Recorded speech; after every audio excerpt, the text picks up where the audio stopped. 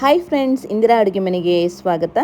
Friends, ಇವತ್ತಿನ ರೆಸಿಪಿಯಲ್ಲಿ ಮಂಡಕ್ಕಿನ use ಮಾಡಿಬಿಟ್ಟು ಹೇಗೆ ದೋಸೆ ಮಾಡ್ಬೋದು ಅಂತ ತೋರಿಸ್ಕೊಡ್ತಾ ಇದ್ದೀನಿ.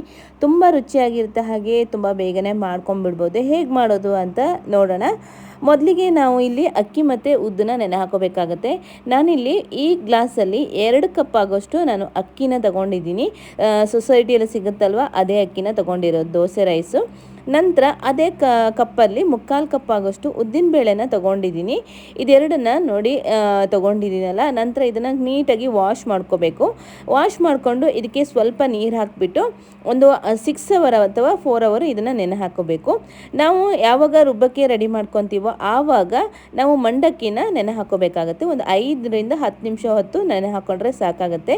ಅದೇ ಕಪ್ಪಲ್ಲಿ 2 ಕಪ್ ಆಗೋಷ್ಟು ನಾನು ಮಂಡಕ್ಕಿನ ತೊಗೊಂಡಿದ್ದೀನಿ. ಅದನ್ನೇ ಇವಾಗ ನೆನೆ ಹಾಕ್ಕೊಂಡಿದ್ದೀನಿ. ಇವಾಗ 10 ನಿಮಿಷ ಆಗಿದೆ. ನಂತರ ನಾನಿವಾಗ ಅಕ್ಕಿ ಮತ್ತು ಉದ್ದನ ಹಾಗೆ ಮಂಡಕ್ಕಿನ ಮೂರನ್ನು ಕೂಡ ಒಟ್ಟಿಗೆ ಸೇರಿಸ್ಬಿಟ್ಟು ಇವಾಗ ರುಬ್ಕೋಬೇಕು. ಇದನ್ನು ನಾನು ಈಗ ರುಬ್ಕೊಳ್ಳುವಾಗ ಇನ್ನೊಂದು ಸಲ ವಾಶ್ ಮಾಡಿ ಇವಾಗ ಇಟ್ಕೊಂಡಿದ್ದೀನಿ. ಇದನ್ನು ಇವಾಗ ನಾವು ಮಿಕ್ಸಿ ಜಾರಿಗೆ ಹಾಕೋಬೇಕು.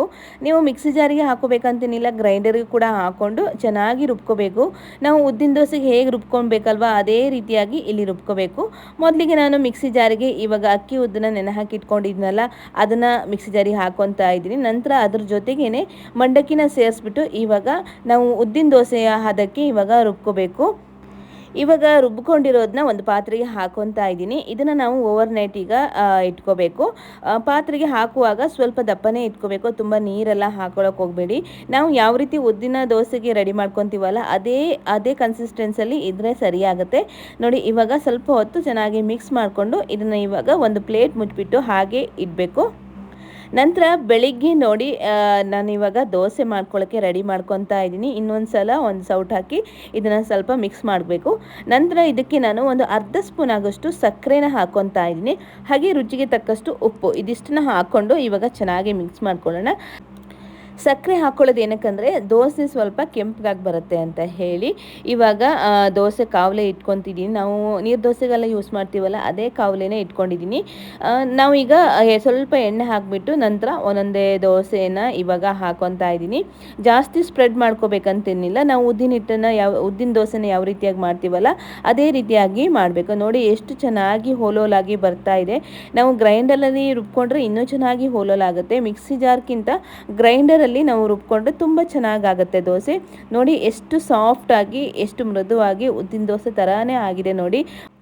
ನೀವು ಕೂಡ ನಿಮ್ಮ ಮನೇಲಿ ಮಂಡಕ್ಕಿ ಎಲ್ಲಾದರೂ ತಂದಿದ್ದರೆ ಇದನ್ನು ಈ ರೀತಿಯಾಗಿ ಒಂದ್ಸಲ ಟ್ರೈ ಮಾಡಿ ನೋಡಿ. ದೋಸೆನ ತುಂಬ ಸಾಫ್ಟಾಗಿ ಹಾಗೆ ತುಂಬ ರುಚಿಯಾಗಿ ಕೂಡ ಬರುತ್ತೆ. ಇದ್ರ ಕಾಂಬಿನೇಷನಿಗೆ ನೀವು ಟೊಮೊಟೊ ಚಟ್ನಿ ಬೇಕಾದ್ರೂ ಮಾಡ್ಕೋಬೋದು, ಅಥವಾ ರೆಡ್ ಚಟ್ನಿ ಬರುತ್ತಲ್ಲ ಆ ಚಟ್ನಿ ಕೂಡ ಮಾಡ್ಕೋಬೋದು. ಇಲ್ಲ ಅಂದರೆ ಕೊತ್ತಂಬರಿ ಸೊಪ್ಪು ಹಸಿಮೆಣಸಲ್ಲಿ ಹಾಕಿ ಚಟ್ನಿ ಮಾಡ್ತೀವಲ್ಲ, ಆ ಚಟ್ನಿ ಕೂಡ ಮಾಡ್ಕೋಬೋದು. ನಾನಿಲ್ಲಿ ಕೊತ್ತಂಬರಿ ಸೊಪ್ಪು ಹಾಕಿಬಿಟ್ಟು ಚಟ್ನಿ ಮಾಡ್ಕೊಂಡಿದ್ದೀನಿ. ಅದರ ಜೊತೆಗೆ ಅದಕ್ಕೆ ಒಂದು ಒಗ್ಗರಣೆ ಹಾಕ್ಕೊಂಡ್ರೆ ತುಂಬ ರುಚಿಯಾಗಿ ಬರುತ್ತೆ. ಹಾಗಾಗಿ ಒಗ್ಗರಣೆಗೆ ಎಣ್ಣೆ ಹಾಕಿಬಿಟ್ಟು ಸಾಸಿವೆ, ಉದ್ದಿನಬೇಳೆ, ಕರಿಬೇವು ಸೊಪ್ಪು, ಸ್ವಲ್ಪ ಬ್ಯಾಡಗೆ ಮೆಣಸು, ಹಾಗೆ ಚಿಕ್ಕದಾಗಿ ಈರುಳ್ಳಿನ ಕಟ್ ಮಾಡಿಬಿಟ್ಟು ಫ್ರೈ ಮಾಡಿಕೊಂಡ್ರೆ ನಂತರ ಒಗ್ಗರಣೆ ರೆಡಿ ಆಗುತ್ತೆ. ಈಗ ನೋಡಿ, ದೋಸೆ ಕೂಡ ರೆಡಿ ಆಗಿದೆ, ಹಾಗೆ ಚಟ್ನಿ ಕೂಡ ರೆಡಿ ಆಗಿದೆ. ತುಂಬ ಈಸಿಯಾಗಿರುತ್ತೆ. ಬೆಳಗಿನ ತಿಂಡಿಗಂತೂ ಸೂಪರ್ ಅಂತಲೇ ಹೇಳ್ಬೋದು. ನೀವು ಕೂಡ ಒಂದ್ಸಲ ಟ್ರೈ ಮಾಡಿ ಹೇಗೆ ಬಂತು ಅಂತ ನನಗೆ ಕಮೆಂಟ್ ಸೆಕ್ಷನಲ್ಲಿ ತಿಳಿಸಿ. ಹಾಗೆ ವಿಡಿಯೋ ನೋಡ್ತಾ ನನ್ನ ಚಾನಲನ್ನು ಸಬ್ಸ್ಕ್ರೈಬ್ ಮಾಡೋದನ್ನ ಮರಿಬೇಡಿ. ಹಾಗೆ ನಿಮ್ಮ ಫ್ರೆಂಡ್ಸಿಗೆಲ್ಲ ಶೇರ್ ಮಾಡಿ.